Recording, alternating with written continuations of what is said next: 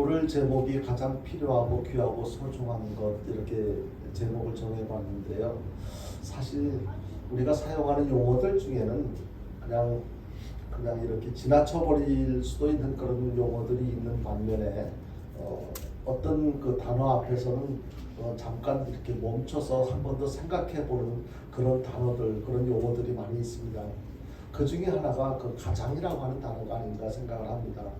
이 가장이라는 단어가 들어간 어떤 말에는 이게 뭐지? 그러니까 보통 일반적인 경우가 아니고 좀 특별한 의미가 담겨져 있는 것을 강조할 때 가장이라는 표현을 쓰죠. 그래서 오늘 제목에도 가장 필요하고 귀하고 소중한 것 이랬는데 지난주에도 하나님께서 주신 가장 귀한 선물 거기도 또 가장이 들어갔어요. 그러니까 우리가 살아가는데 보면은 항상 여러 가지 필요한 것들이 많이 있지만 그 가운데서도 특별히 이렇게 먼저 우선적이고 더 소중하게 가치 있게 느껴지는 그런 것들이 있다는 것이지요. 그런 의미에서 이제 이해를 해주시면서 말씀을 들으시면 도움이 되겠습니다.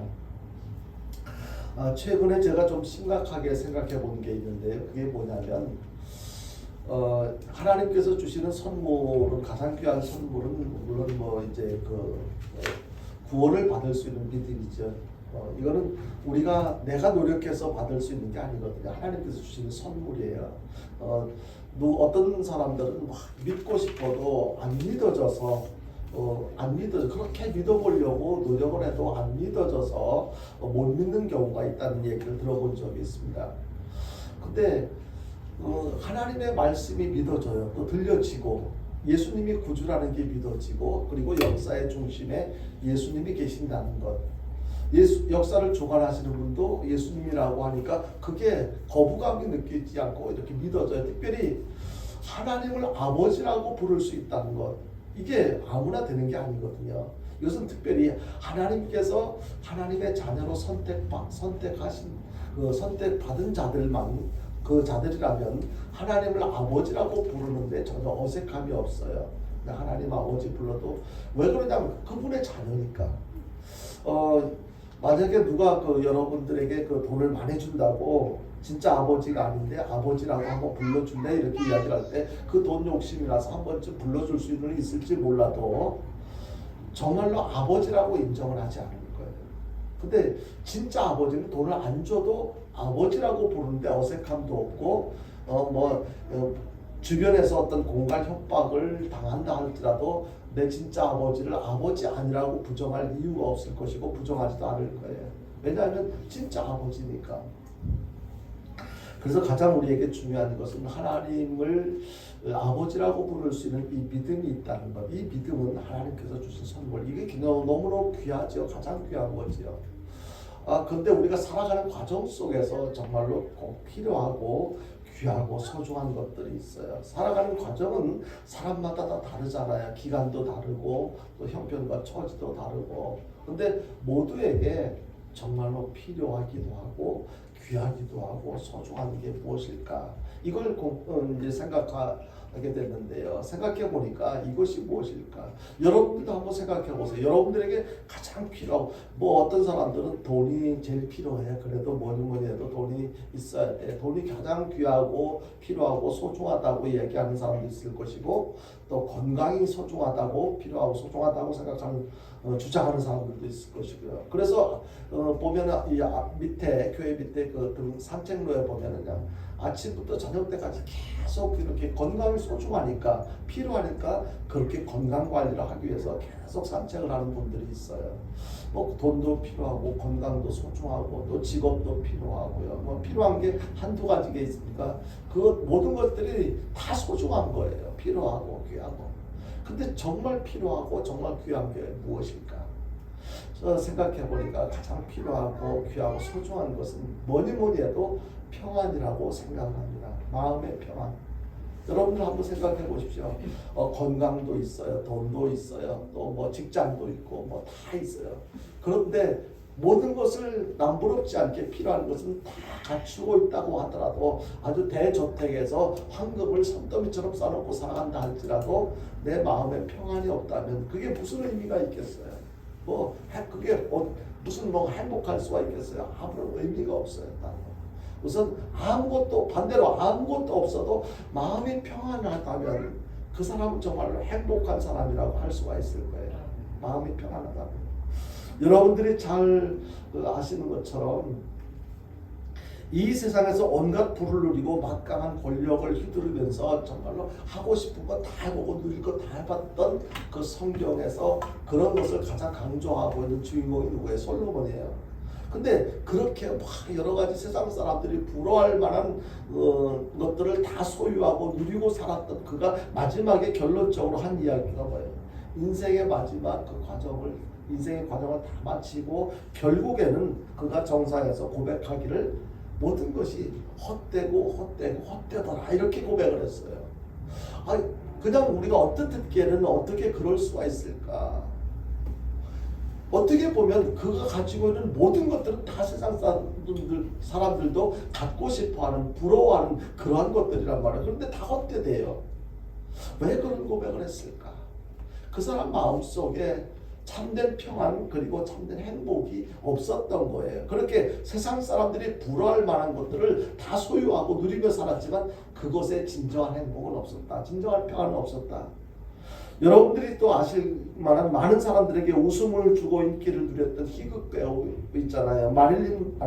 찰리 채플린이라고 하는 사람 아마 여러분들 직접 우리나라 사람이 아니니까 직접 보지는 않았지만 화면을 통해서 많이 접했을 사람인데 알려진 사람인데 이 사람 다른 사람을 즐겁게 하는 사람이니까 자기도 언뜻 생각할 때 기쁘고 즐겁고 다른 사람을 그렇게 기쁘게 하고 즐겁게 할 능력이 있는 사람이라면 본인은 얼마나 즐겁겠나 얼마나 행복하겠나 이렇게 생각할 수가 있는데요. 이 사람은 뭐라고 고백했느냐면요.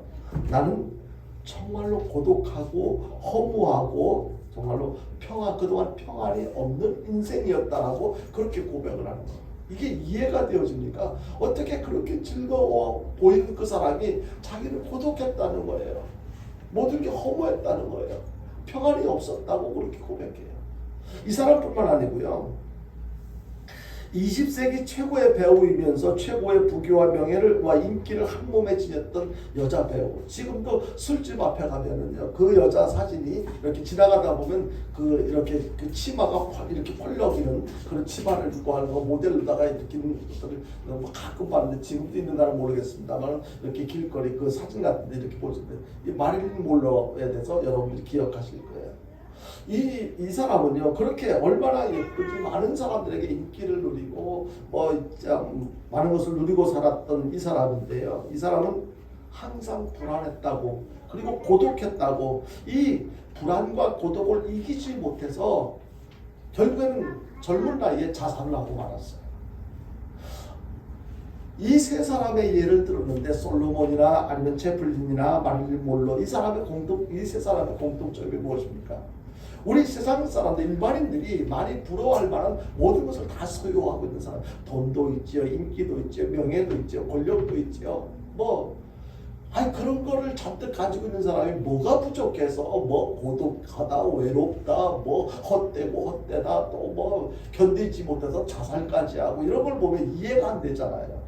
우리가 인생을 수십 년 살아오면서 정말로 살아온 우리의 인생 여정을 보면 이 사람들의 어떤 하는 표현을 보면 진짜 배가 불러가지고 쓸데없는 소리, 쓸데없는 표현을 한다 이런 생각을 할 수도 있을 만큼 그런 모습들이에요. 그런데 세상 것 가지고 여기서 느낄 수 있는 것은 세상의 물질이나 명예나 권력이나 이런 것만 가지고는 결코 우리를 평안하게 행복하게 해줄 수 없다는 것을 깨닫게 됩니다. 리프맨이라고 하는 사람이 쓴 마음의 평안이라고 하는 그 베스트셀러가 있는데요. 이 책에 소개되어지고 있는 그 내용 중에 한 부분에 이런 내용이 있어요. 어떤 할아버지가 어떤 젊은 사람이 어떤 노인을 찾아갔어요. 노인을 찾아가서 자기의 어떤 이 상황을 설명을 하면서 이렇게 좀 조언을 듣기 위해서 찾아갔는데 그래 노인이 물었어요. 이북의 젊은이의 그 소원이 무엇인가, 무엇을 그렇게 어떻게 무엇이 되어지기를 원하는가라고 이 젊은이한테 물었어요. 그랬더니 이 젊은이가 마음속에 바라고 원하는 소원을 쭉 이야기를 했어요. 예, 저는요, 첫 번째는요, 건강이 필요하고요. 둘째는 재물이 있었으면 좋겠고요. 셋째는 명예가 있었으면 좋겠고요. 그리고 또 넷째는 얼굴도 좀 더 지금보다 더 멋있어졌으면 좋겠고요. 그리고 권력도 있었으면 좋겠고 이런 것을 쭉 이야기했어요. 이 젊은이가 노인에게 이렇게 표현한 이런 내용들 보면 보통 우리들도 다 바라는 것들이잖아요. 건강이 있으면 좋겠고 얼굴도 좀 더 잘생겼으면 좋겠고 그래서 성형외과도 막 찾아가기도 하고요. 그리고 또 이렇게 물질도 있었으면 좋겠고 또 그런 물질이 생기려면 다른 사람들에게 인정받고 싶은 어떤 명예라든지 이런 것들 다 누구나 다 필요로 하는 것들이 아니겠습니까? 그 이야기를 이렇게 어느 노인한테 이제 다 설명을 했더니 그 이야기를 다 듣고 계시던 노인이 이렇게 그 젊은 사람을 지그시 바라보면서 그래요. 자네가 그런 것들이 다 갖추어졌다 하더라도 다 있다 하더라도 평안이 없다면 마음의 평안이 없다면 그 모든 것들을 하나도 제대로 누릴 수가 없다네. 그러니까 여기서도 느낄 수 있는 게 뭐예요? 우리에게 필요한 건 돈도 필요하고 명예도 필요하고 건강도 필요하고 다 필요하지만 그 중에서도 가장 중요한 것은 필요한 것은 마음의 평안이라는 거예요. 근데 이 평안은요, 세상에 아무리 평안을 찾아보고 싶어도 찾을 수가 없어요.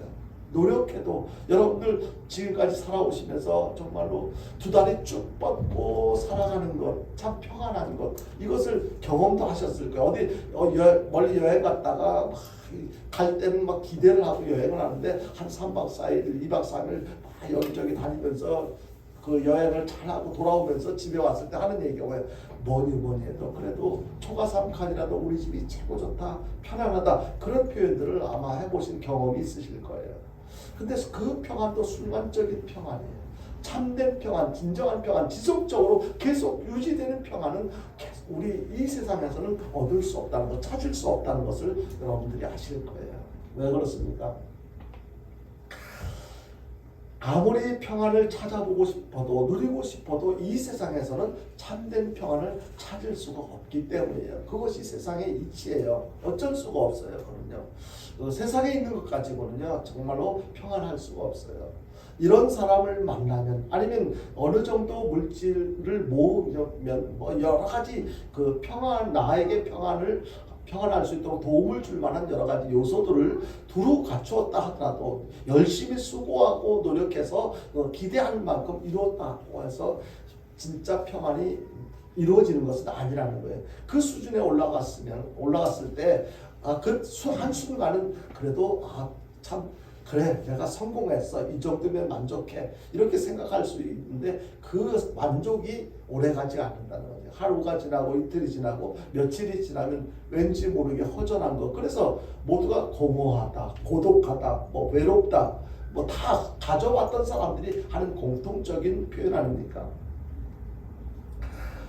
그래서 많은 사람들은요, 그 공허함을 그 평안함을 찾으려고 애를 쓰고 노력해 보지만 참된 평안이 없기 때문에 항상 공허함을 극복하지 못하고 힘들고 어렵게 살아가는 것이 보통 대부분의 사람들의 모습인 것입니다.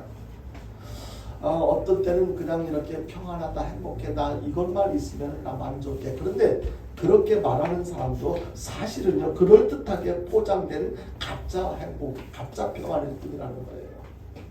결국 세상에 속한 것들을 통해서는 우리에게 진정한 평안을 줄 수 없다는 것을 여러분들이 지금까지 확인하시면서 경험하시면서 사셨을 것입니다. 그래서 우리가 결론적으로 알아야 될 것은 뭐냐면요, 오직 하나님만이 세상이 주는 것과는 전혀 다른 참된 평안을 하나님의 자녀된 우리들에게 주신다는 거예요. 하나님께서, 하나님의 자녀된 성도 여러분들은 이미 하나님께서 그런 평안을 우리에게 주셨어요. 그런데 우리 입장에서 생각해 봐야 될 것은 하나님께서 세상에서 줄 수 없는, 얻을 수 없는 그 평안을 하나님께서 우리에게 주시고 싶어서 주셨는데 우리는 과연 그 평안을 누리고 살아가느냐는 거예요. 만약에 그 평안을 누리지 못하면요 우리한테 무슨 문제가 있을 거예요. 그 평안을 내가 받았는지도 모를 거고 모를 수도 있을 것이고, 그리고 그 평안을 누릴 수 있는 어떤 그 믿음이 아직까지 준비되어져 있지 못하거나 무슨 이유가 있을 거예요. 참으로 안타깝게도 하나님의 자녀가 되었음에도 불구하고 하나님께서 주시는 참된 평안을 누리지 못하는 그런 모습들을 보게 되는데요. 그래서 오늘 이 시간에는요, 어떻게 하면 하나님께서 사랑하는 하나님의 자녀들에게 주시는 그 평안을 누리면서 살아갈 수 있을까? 이것을 몇 가지 내용으로 살펴보려고 합니다. 우리는 세상 사람들은 그렇게 살지 못하지만 우리는 많이 없어도 여러 가지 힘들고 어려워도 평안을, 하나님께서 주신 그 평안을 누리며 살아갈 수가 있게 되고 또 그렇게 되어야 된다는 것을 꼭 기억하시고 말씀에 집중해 주시길 바랍니다. 먼저 생각해 볼 수 있는 것은요, 참된 평안은 서두에도 말씀드린 것처럼 세상에서는 얻을 수 없다는 것. 참된 평안은 예수 안에서만 평안을 얻을 수가 있고 누릴 수 있다는 것을 여러분들이 확실히 믿으시길 바랍니다. 아멘. 예수 안에서만 가능하다는 거예요. 예수 안에서만. 다시 한번 오늘 본문 7절 말씀을 한번 볼까요? 본문 7절을 한번 같이 읽어보겠습니다. 같이 봅니다. 시작. 그리하면 모든 지각에 뛰어난 하나님의 평강이 그리스도 예수 안에서 너희 마음과 생각을 지키시리라. 아멘. 여기에 보니까 예수 안에서라고 이렇게 말씀하고 있습니다. 다시 말해서 그토록 우리에게 필요한 소중한 참된 평안은 예수 안에서만 가능하다는 것을 깨닫게 됩니다. 아멘. 일반적으로 사람들은요, 자기의 지혜와 노력을 통해서 평안을 찾으려고 애를 쓰잖아요. 그런데 아무리 머리가 좋아도 참된 평안을 찾을 수가 없고, 아무리 노력해도 참된 평안을 누릴 수가 없어요. 그렇게 해봤잖아요, 여러분요. 사람이 아무리 마음을 비우고 욕심을 버려도 마음의 참된 평안을 만들어낼 수가 없어요. 이것이 우리는 할 수가 없다는 거예요. 이건 무엇으로도 안 되는 거예요. 왜 그러냐면요, 참된 평안은 하나님만 주실 수 있기 때문에 그렇습니다. 하나님만 주실 수 있기 때문에. 하나님이 주시는 평안은요, 사람의 모든 지각을 뛰어넘는 완벽한 것인데요, 예수님은 우리를 죄에서 구원자내신 구원자 아니십니까? 구원자십니다. 예수님, 그래서 우리의 구원자 되시는 예수 안에서만 참된 평안을 누릴 수가 있다는 것을 우리는 기억할 필요가 있습니다. 예수님은 우리에게 참된 평안을 주시겠다고 약속하셨는데요, 요한복음 14장 27절을 우리 같이 보겠습니다. 예수님께서 우리에게 약속하신, 같이 읽어봅니다. 시작. 평안을 너희에게 끼치노니 곧 나의 평안을 너희에게 주노라. 내가 너희에게 주는 것은 세상이 주는 것과 같지 아니하니라. 너희는 마음에 근심하지도 말고 두려워하지도 말라. 아멘. 이 말씀 속에는 그냥 한번 읽고 지나치면은요, 잘 이해가 잘 안 될 수도 있습니다. 그러나 곰곰이 살펴보면은요, 평안을 너희에게 끼치노니 곧 나의 평안을, 누구의 평안을요? 예수님의 평안을 하나님의 자녀된 우리들에게 주신다는 거예요. 내가 너희에게 주는 것은 세상이 주는 것과 같지 않아. 세상의 여러 가지 조건이나 여건들을 통해서 주어지는 평안은요, 잠시 있다가 없어지는, 사라지는 가짜 평안이에요. 그러니까 너희는 마음에 근심하지도 말고 두려워하지도 마라. 우리는 또 요한복음 16장 33절에서 이렇게 말씀하고 있습니다. 같이 보겠습니다. 시작. 이것을 너희에게 이르는 것은 너희로 내 안에서 평안을 누리려 함이라. 세상에서는 너희가 환난을 당하나 담대하라. 내가 세상을 이겼노라. 아멘. 이 말씀 속에서도요, 세상에서 너희가 환난을 당하라. 우리가 세상을 살아가는 동안은요, 태어나서 죽을 때까지 그 여정 속에서 우리는 얼마나 원치 않는 많은 어려움, 아픔, 환난 이런 것을 경험하면서 살아갈 수밖에 없어요. 누구도 예외 없이 다 그래요. 그렇지만 뭐라고 결론을 내립니까? 환난을 당하나 담대하라. 그것 때문에 걱정하지 마, 염려하지 마. 내가 세상을 이겼어. 그러니까 너도 세상을 이미 이긴 자야. 결국에는 지금 조금 어렵지만 그것 때문에 힘들어하지 마. 괜찮아. 조금 있으면 아무렇지도 않은 정말로 행복한 날이 곧 올 거야. 이것을 말씀하고 있습니다. 예수님께서는 세상에서 평안을 방해하는 근본적인 죄와 죽음의 문제를 해결해 주셨습니다. 아멘. 여러분요. 그렇기 때문에 우리들요, 정말로 아무것도 염려하지 말라고 그렇게 말씀을 하고 있는 것을 우리는 귀담아 들을 필요가 있습니다. 그런 예수님께서는 세상에서 사람의 노력으로 얻을 수 없는 참된 평안을 주시겠다고 그렇게 약속하신 거예요. 우리에게는 무엇이 필요합니까? 그래, 지금은 평안을 방해하는 요소들로 주변에 가득하다 할지라도 나는 그런 모든 것을 이기고 평안의 주인공 되시는 주님께서 아무것도 염려하지 말라고 평안을 주시겠다고 약속하셨으니까 곧 평안해질 거야. 아니면 그 믿음에 의해서 이미 마음의 평안을 누릴 수가 있을 것입니다. 그리고 환난을 만날 때도 빼앗기지 않는 평안, 곧 예수님께서 우리와 함께 계시면서 대신 싸워주시고 대적으로부터 보호해 주신다는 사실이 믿어진다면 여유롭게 지금 겪게 되는 어려움들, 여러 가지 환난을 믿음으로 얼마든지 극복할 수 있게 될 줄로 믿으시길 바랍니다. 또 예수님은요, 사람들이 세상에서 평안을 누리지 못하고 얼마나 두려워하고 불안해하고 지쳐 있는 줄 아시기 때문에 이렇게 말씀하셨습니다. 마태복음 11장 28절이에요. 한번 같이 보겠습니다. 마태복음 11장 28절을 예수님께서 우리에게 뭐라고 같이 봅니다. 시작. 수고하고 무거운 짐진 자들아 다 내게로 오라. 내가 너희를 쉬게 하리라. 아멘. 여기에 해당되지 않는 사람들이 어디 있습니까? 수고하고 무거운 짐진 자들아, 우리는 모든 다양한 인생의 무거운 짐을 지고 오늘도 어제도 힘들게 살았고 또 그리고 내일도 예수님 품에 안기는 그 순간까지 계속해서 수고하면서 힘들고 어렵게 살아갈 것입니다. 그런데 걱정할 필요가 없습니다. 뭐라고 말씀하십니까? 수고하고 무거운 짐진 자들아 다 내게 와. 내가 너희를 어떻게 하신다고요? 쉬게 해줄게. 편안하게 해줄게.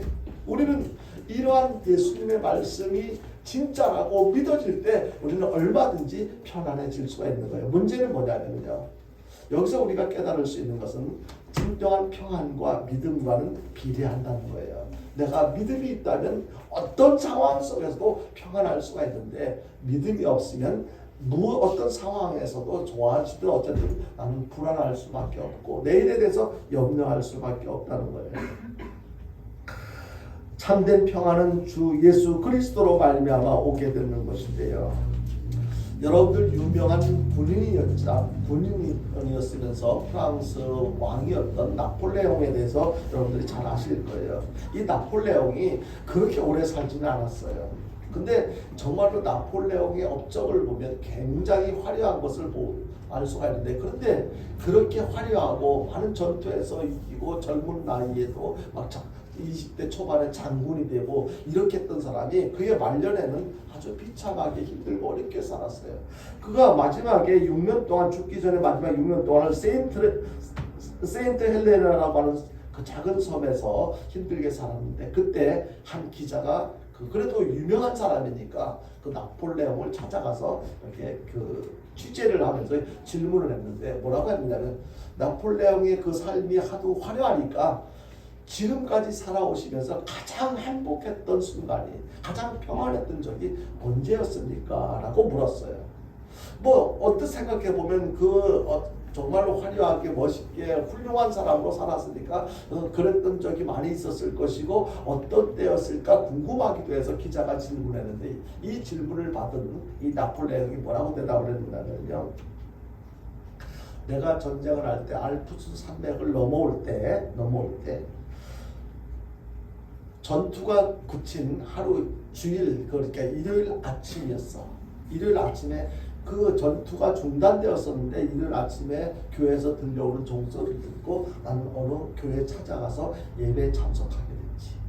그 예배에 참석하고 해서 예배를 드리고 있는데 나도 모르게 가슴이 뜨거워지면서 눈물이 흘렀습니다. 그때가 나는 가장 평안했었어. 여러분들 여기서 무엇을 깨닫게 됩니까? 여러분들은 그동안 살아오시면서 어느 때가 가장 평안하고 행복하셨습니까? 이 나폴레옹은 그동안에 그렇게 훌륭한 사람으로서 화려한 인생을 살았지만 그가 고백하는 가장 평안했던 시간은 바로 하나님 앞에 예배드릴 때였었다는 것을 고백하고 있는 거예요. 그러니까 우리에게 가장 평안한 시간은 바로 예수 안에 있을 때. 저도 가끔 경험을 이렇게 느끼는데요. 저는 예배를 인도하는 자로 있을 때보다 예배를 인도하는 목사로 있을 때는요, 사실 평안하진 않아요. 부담스러워요. 혹시 내가 말 잘못하진 않을까? 내가 표현을 잘못해서 듣는 성도들이 신앙생활하는데 도움을 주는 것이 아니고 오히려 또 실족하는 일이 발생하면 어떻게 하는 그런 것들 때문에 굉장히 부담스럽고 하나님 도와주세요 막 이런 마음을 가지고 항상 이런 강단에 서게 되는데요. 예배자로 참석했을 때 마음이 편안해요. 예배 시간에 예배자로 참석해서 말씀을 들을 때, 찬양할 때, 그리고 특히 아무도 없을 때 교회 와서요, 그 찬양 음악 들으면서 하나님 앞에 눈 감고 묵상할 때, 그때가 정말 평안한 것을 저는 경험을 많이 하고 있는데, 여러분들도 얼마든지 경험하실 수가 있을 거예요. 언제 평안하냐? 하나님 앞에서 하나님 저 왔어요. 저 교회 문 열고 들어와서 아무도 없잖아요. 문 열고 들어와서 하나님 저 왔어요. 그냥 계속 음악은 계속 나오고 있으니까, 틀어져 있으니까, 하루 24시간 뭐 계속 틀어져 있으니까 음악에 그 들으면서 그냥 하나님 저 왔어요. 다른 얘기도 뭐 안 해요. 그냥 하나님 아버지 저 왔어요. 그냥 그러면서 가만히 앉아 있으면 그냥 마음이 그때 그렇게 평안해. 그리고 나도 모르게 누가 뭐라고도 안 했는데 그냥 눈물이 줄 때도 있고요. 이 나폴레옹도 내가 교회 가서 아침에 예배 드릴 때 그때가 가장 평안했어. 여러분들은 어느 때가 가장 평안하셨었는지 한번 생각해 보십시오. 예수 안에서 예수님 품 안에 있을 때가 가장 행복하고 평안했던 것을 아마 여러분들 경험하실 수가 있을 것입니다. 예배의 중심에는요, 예수님이 계시거든요. 이 자리에도 우리끼리만 있는 것이 아니고 예수님이 우리와 함께 계신 줄로 믿으시길 바랍니다. 예수 그리스도의 품을 떠나서는요, 참된 평안을 누릴 수가 없어요. 얻을 수가 없어요. 그래서 우리가 예수 안에 있을 때 참된 평안을 누릴 수가 있다는 것을 꼭 기억하시고요.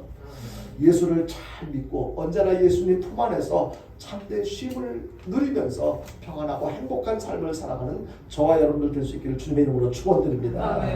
그리고 두 번째는요, 참된 평안을 누리기 위해서는요, 사실 평안하지 못하는 것은 무슨 뜻이에요?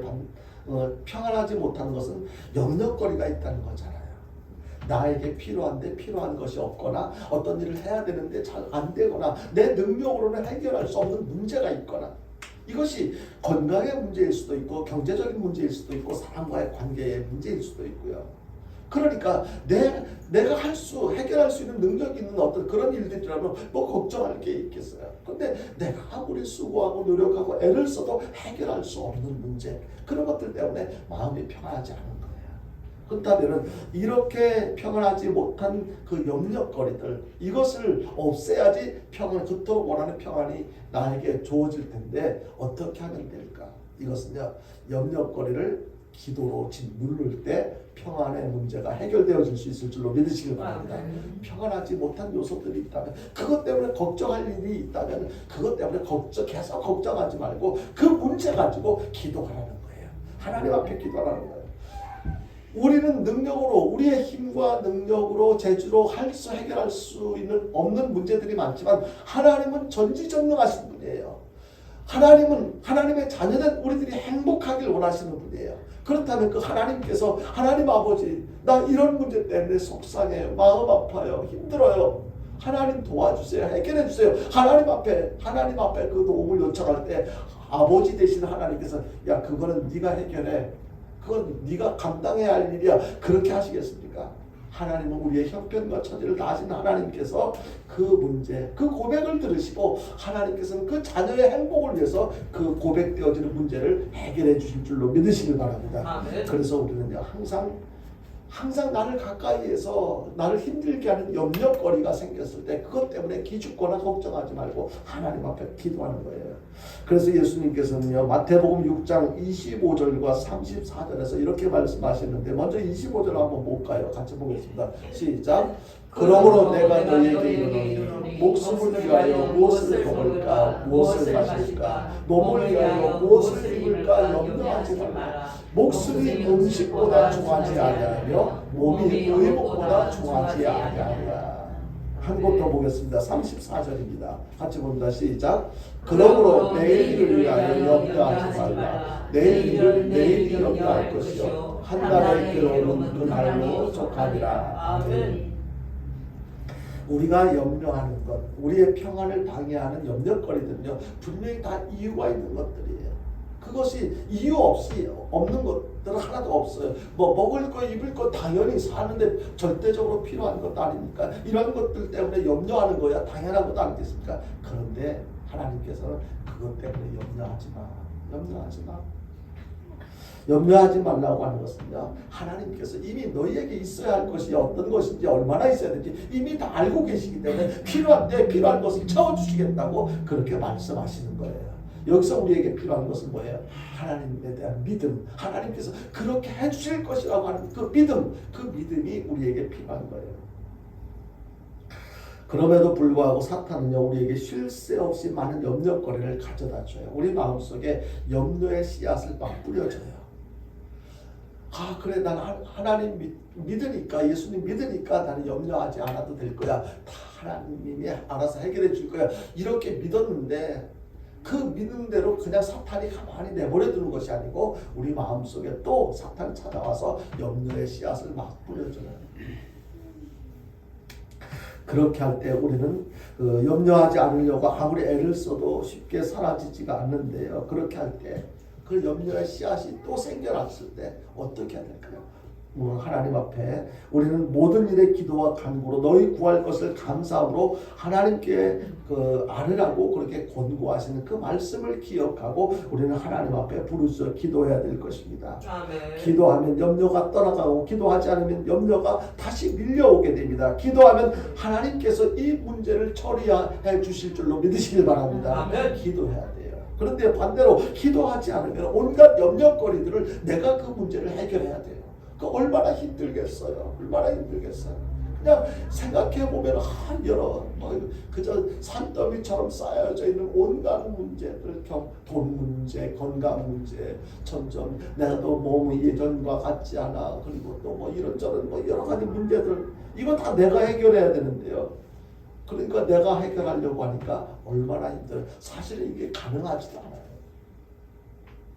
따라서 기도하지 않는 사람은 염려하지 않을 수가 없는데요. 고민하지 않을 수가 없어요. 그 문제 해결을 위해서 계속 머리를 감싸고 고민할 수밖에 없어요. 어떻게 해야 되지? 어떻게 해야 되지? 그러나 염려할 시간에 기도하면 인생 문제가 쉽게 해결되어지게 될 줄로 믿으시길 바랍니다. 아멘. 기도하면 되는 거예요. 왜냐하면 하나님 앞에 그 문제를 들고 하나님 해결해 주세요. 여러분 모두가 항상 이러한 사실을 경험하면서 더 열심히 기도하며 살아갈 수 있기를 주님의 이름으로 축원드립니다. 아멘. 기도하면은요, 참된 평안이 우리에게 밀려와요. 아멘. 그래서 평안하지 못할 때, 염려거리가 있을 때 그것 때문에 염려하지 마시고 하나님 앞에 더 열심히 기도하는 저와 여러분들 될 수 있기를 주님의 이름으로 축원드립니다. 아멘. 마지막으로요, 우리가 정말로 평안을 누리기 위해서 이것은 사실 성경에서 항상 기뻐하라, 쉬지 말고 기도하라. 그 다음에 뭐 하라고 합니까? 범사에 감사하라. 내가 평안하려면요, 범사에 감사하면 되는 거예요. 그런데 이게 쉽지가 않잖아요. 감사할 거리가 있을 때 감사하는 건 누구나 할 수 있는 거예요. 그런데 우리는요, 누구나 할 수 있는 그 감사를 우리는 그걸 하나님께서 우리에게 요구하는 것이 아니고 감사할 수 없을 때도 감사하라고 그렇게 말씀하셔요. 본문 6절을 우리 다시 한번 보겠습니다. 본문 6절이요. 방송신 본문 6절을 한번 보겠습니다. 같이 봅니다. 시작. 아무것도 염려하지 말고 다만 모든 일에 기도와 간구로 너희 구할 것을 감사함으로 하나님께 아뢰라. 감사함으로 하나님께 아뢰라. 그러니까 앞에서 본문 4절에 보니까 주 안에서 기뻐하라고 반복해서 다시 말하는 기뻐하라고 이렇게 말씀하시면서, 그리고 6절에서는 감사함으로 하나님께 아뢰라고 그렇게 말씀하고 있습니다. 우리 사람들 중에는 다 똑같지가 않아요. 어떤 사람들은 항상 긍정적인 사람들이 있는 반면에 또 어떤 경우는 부정적인 사람이 있어요. 그러니까 이것은 뭐냐면 상황이 다른 걸 이야기하는 게 아니고 똑같은 상황에서 어떤 사람 그 상황을 해서 왜 저래 이렇게 부정적인 사람들이 있는 반면에 어떤 사람 똑같은 상황에 대해서 아주 긍정적으로 이렇게 생각하고 표현하는 경우들이 있는데요. 이 부정적인 사람은 만족하지 아무리 많이 줘도 만족스럽지 못하고 감사할 줄도 모르죠. 그리고 늘 마음과 생각에 불평 불만으로 가득하죠. 왜 저렇게 했어? 저것밖에 안 돼? 뭐 이렇게 하면 더 좋았을 텐데. 그냥 그 사람의 입을 통해서 표현되어진 내용을 보면은 정말로 한마디로 말해서 재수가 없는 표현들밖에 없어요. 뭐 그냥 작은 거라도 잘했어, 수고했어, 뭐 더 잘 될 거야, 뭐 힘내, 뭐 이런 격려하고 용기를 주는 이런 표현이 아니고 그것밖에 안 돼, 뭐야 그렇게 했어, 늘 이런 불평불만으로 가득 차 있다 보니까 그 사람은 쉽게 지쳐. 쉽게 짜증내. 그냥 웬만하면 막 짜증내고, 그리고 따라서 인생을 살아가면서 그 사람은 행복할 수가 없어요. 그럴 수밖에 없어요. 하나님의 은혜가 그 마음속에 찾아들어서 그 하나님의 은혜로 행복을 누릴 수가 없어요. 그러나 긍정적인 눈을 가진 사람은요, 어떤 상황에서도 감사할 조건을 스스로 찾아내요. 작은 것들, 별것 아닌 것 같은데도 막 이제 표현하는 게 달라요, 여러분요. 감사야말로 평안함을 누릴 수 있는 하나님의 최선의 처방이라는 것을 여러분들 꼭 기억하시길 바랍니다. 그래서 조건과 상황 상관없이 항상 감사합니다. 사람들과의 관계 속에도 작은 걸 줘도 어떤 부정적인 사람은 그까지 뭐 꼴랑 그걸 나한테 주기 뭐 하려고, 차라리 다른 사람한테 줘버려, 뭐 이런 식으로 할 때, 긍정적인 사람은 작은 거라도 막 그 사소한 것 같아 보이지만 그걸 가지고 감격해하고 고마워하고, 그러면은요, 꼴랑 그거냐고 이렇게 말하는 사람하고 감격해하는 사람하고 누가 더 좋아지겠어요? 누구를 더 가까이 하고 싶겠어요? 하나님께서 뜻이 있어서 우리에게 이런저런 환경을 허락하시고 사람을 붙여주셨음을 우리는 믿고, 내가 형편이 어렵든지 좋든지 하나님께서 내가 아직까지 느끼지 못하는, 경험하지 못했던 새로운 것을 이렇게 또 보여주시기 위해서, 경험하게 하기 위해서 지금의 환경을, 입장을 허락하신 거야. 이렇게 믿음으로 받아들일 수 있는 이 자세가 우리에게는 필요하다는 거예요.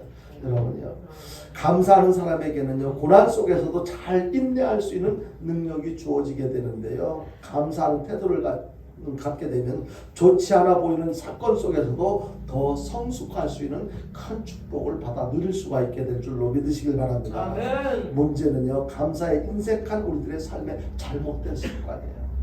그냥 우리는요, 지금까지 살아오면서 너무 가난했어요, 없었어요, 힘들었어요, 어려웠어요. 그런 속에서 계속 살다 보니까 감사할 거리가 별로 없었어요. 그런 생활에 익숙하다 보니까 지금은 더 크고 좋은 것을 받아도 보아도 별로 감사할 줄을 모르는 거예요. 그러니까 너무 우리 인생 자체가, 삶에 그동안 수십 년을 살아오면서 삶 자체가 감사할 수 없는 잘못된 삶으로 이렇게 익숙하게 길들여져 왔다는 것, 이것을 우리가 인정해야 돼요. 그렇다면 그냥 나는 그렇게 살았으니까 이제 어쩔 수 없어, 할 수 없어, 이렇게 포기할 것이 아니고 지금이라도 작은 것이라도 감사할 수 있는 마음으로 바꿔져 가는 것, 그것이 나를 행복하게 하는 그런 이유가 된다는 것을 기억하시길 바랍니다. 그래서요, 감사한 마음을 억제하다 보면요, 우리 안에 있는 기쁨의 샘이 점점 메말라가요. 분명히 기뻐할 수 있는 이유가 있는데도 불구하고 내가 감사할 줄 모르니까 그 기뻐하지를 못하는 거예요. 더 나아가서 우리의 심령이 사막처럼 황폐해지고 인간관계도 자꾸만 삐걱거리게 되는데요, 그 사이에 사탄은요, 우리 안에 계속 불만, 불평이 쌓이도록, 사탄은요, 절대로 찬스를 놓치지 않거든요. 아모에게 어떤 문제가 있다, 그걸 이용해 가지고 우리는 완전히 거기서 추락되도록, 그렇게, 그래서 평안이 깃들 공간이 사라지도록 그렇게 사탄은 계속 작업을 하는 거예요. 우리는 거기에 넘어가면 안 돼요. 여러분들, 우리가 잘 아는 이스라엘 백성들 얼마나 감사할 수 있는 이유들이 많았습니까? 그 노예 생활에다가 자유를 찾게 되었지요. 하나님의 능력을 힘입어서 이렇게 홍해 바다를 건넜던 것, 얼마나 감사한 일이에요. 그리고 광야에서 만나와 메추라기 그렇게 수고하지 않았는데도, 노동하지 않았음에도 불구하고 굶지 않고 계속 건강을 유지할 수 있도록, 낮에는 이렇게 구름 기둥으로, 밤에는 불 기둥으로 하나님께서 우리 그 이스라엘 백성들이 광야 생활할 때 지켜주셨던 그런 모든 것들을 생각할 때 얼마나 감사할 거리들이 많았습니까? 그리고 목말라 할 때 반석에서 물이 솟아나와서 그 이스라엘 백성들이 이렇게 갈증을 해결할 수 있도록 하나님께서는 무에서 유를 창조하시면서 이스라엘 백성들에게 필요한 모든 것을 공급해 주셨던 그 하나님, 그럼에도 불구하고 이스라엘 백성들은 어떻게 했어요? 그들은 감사를 잊고 불평을 앞세웠습니다.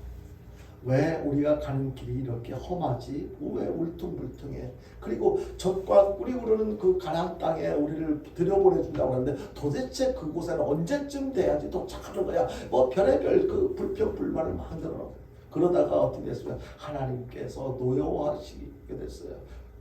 독사에게 물려서 막 수많은 사람들이 죽어갑니다. 하나님께서 베풀어 준 은혜를 기억하지 못하고 감사하지 못한다면 하나님의 노여움을 사게 된다는 것을 우리는 기억해야 돼요. 우리가 생각해 보면요, 우리가 불평할 수 있는 요소보다는 감사할 수 있는 거리들이 훨씬 더 많다는 것을 깨닫게 될 것입니다.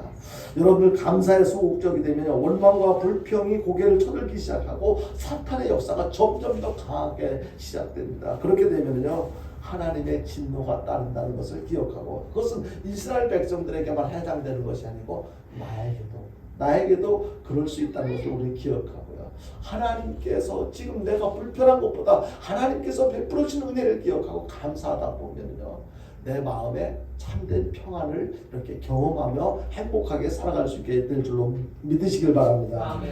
영국에서 구두를 만드는 가난한 소년이 있었어요. 이 소년은 너무 가난하기 때문에 구두를 이렇게 기부면서 이렇게 어렵게 생활하고 있는데, 구두를 기부면서 이렇게 그리스어, 라틴어 그리고 히브리어를 혼자 독학으로 공부를 합니다. 그러다가 이 소년은요, 교회 열심히 다니면서 공부를 했고 1792년에 침례교 선교사가 돼서 인도로 선교사로 인도로 떠납니다. 이 소년이 바로 현대 선교의 창시자 윌리엄 킬이라고 하는 사람인데요. 이 사람은 인도에서 선교 활동을 하던 가운데 8년 동안 열심히 인도어로 이제 성경을 번역을 해요. 8년 동안 열심히 번역을 했는데, 거의 번역이 완성될 때 각 집에서 기르는 그 개가 이렇게 촛불을 잘못 건드려가지고 8년 동안 수고하면서 번역해놓은 그 원고를 다 태워버립니다.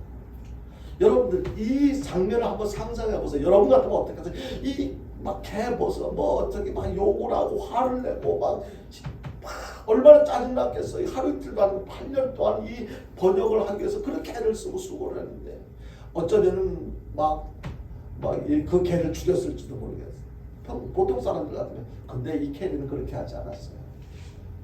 촛불을 넘어뜨려서 원고를 다 태워버린 그 개를 부둥켜 안고 하나님 앞에 기도했어요. 하나님 아버지 감사합니다. 내가 그동안 8년 동안 수고하면서 쓴 원고지만 부족한 점이 있어서 하나님께서 다시 쓰라고 태워준 줄로 믿습니다. 다시 하겠습니다. 여러분, 여기서 우리가 깨달을 수 있는 것이 무엇입니까? 우리는 즉흥적으로 우리 상황에 나타난 발생되어진 상황 그것만 보고 화를 내기도 하고 혈기를 부리기도 하고 잘못된 판단도 하고 뭐 그러는데, 이 캐리는 그렇게 하지 않았어요. 신앙적으로 생각했어요. 8년 동안 수고한 게 아무리 크고 아무리 중요하다 할지라도 그것보다도 하나님 입장에서 생각을 했어요. 여러분, 아무리 힘든 일, 슬픈 일, 화나는 일이 생긴다 할지라도 감사라고 하는 이 단어를 생각해 보시기 바랍니다. 그 문제 속에서 감사라고 해서 그 순간 새 마음이 주어지고 즐거움이 회복되어질 것입니다. 사탄이 평안을 빼앗고자 공격해 올 때 윌리엄 캐리처럼 적극적으로 감사함을 표현할 수 있기를 바랍니다. 늘 감사하는 마음으로 살아가면 하나님의 평안이 여러분들의 마음을 사로잡아 주실 것입니다. 감사함으로 찬양하고 감사함으로 기도하고 감사함으로 하나님 앞에 헌금드리고 감사함으로 예배를 드릴 때 하나님께서 기뻐 받으실 뿐만 아니고 그 감사함을 통해서 우리 마음속에 그렇게 귀하고 소중하고 가치 있고 필요한 그 평안함이 넘쳐나게 될 줄로 믿으시길 바랍니다. 가족 간에도 성도 간에도 빗자의 감사의 언어를 풍성하게 사용하시길 바랍니다. 그럴 때 사탄은 맥을 못 추고 놀라 당할 것이고 대신에 참된 평안이 우리 마음에 채워지게 될 것입니다. 하나님의 평강이 여러분에게 넘쳐나는 기적을 체험할 수가 있게 될 것입니다. 하나님의 자녀들 우리를 향하신 하나님의 뜻이 무엇입니까? 여러분들 자녀를 향해서 여러분들 부모된 입장에서 무엇을 바라십니까? 자녀들이 행복하고 평안하기를 바라는 거예요. 마찬가지로 하나님께서도 하나님의 자녀들 우리들이 평안하고 행복하기를 원하십니다. 그래서 예수님 안에서 모든 지각에 뛰어난 하나님의 평안을 주신 것입니다. 마음의 평안을 주시고 그리고 얼굴의 평안을 주시고 입술의 평안을 주시고 그리고 생각의 평안을 주시고 내 영혼의 평안이 길이길이 흘러 넘치도록 하나님께서 허락하신 줄로 믿으시길 바랍니다. 이제 우리는요 주님이 주시는 이 참된 평안을 마음껏 누리며 살아가는 것만 우리가 필요한 것입니다. 누려야 합니다. 이제 하나님께서 이미 우리에게 주셨습니다. 이것을 인정하고 우리는 누리며 살아갑니다. 여러분들이 차를 살 때 차를 왜 삽니까? 차를 타려고 사잖아요. 옷을 살 때는 옷을 입으려고 사는 것처럼 하나님께서 우리에게 평안을 주신 것, 이 평안을 우리가 받은 것, 이것은 이제 우리가 누려야 합니다. 가만히 이렇게 마음속에 간직하고 있어서는 안 됩니다. 이제부터는 하나님께서 우리에게 주신 참된 평안을 누리며 살아야 되는데 그토록 소중하고 필요한 평안은 예수 안에만 있습니다. 기도로 온갖 염려거리를 누릴 때 참된 평안을 누리게 될 것이고 펼쳐진 상황과 상관없이 감사하면 평안을 누리게 될 것입니다. 아무쪼록 저와 여러분 이제 예수님께서 사랑하는 하나님의 자녀들에게 준 평안을 마음속에 간직하고만 계시지 마시고 마음껏 누리면서 어떤 상황에서도 평안하고 행복한 삶을 살아가는 저와 여러분들 될 수 있기를 주님의 이름으로 축원드립니다. 우리 찬송 한 장 들고 기도할 건데요. 찬송이 복음서가 374장 평안을 너에게 주는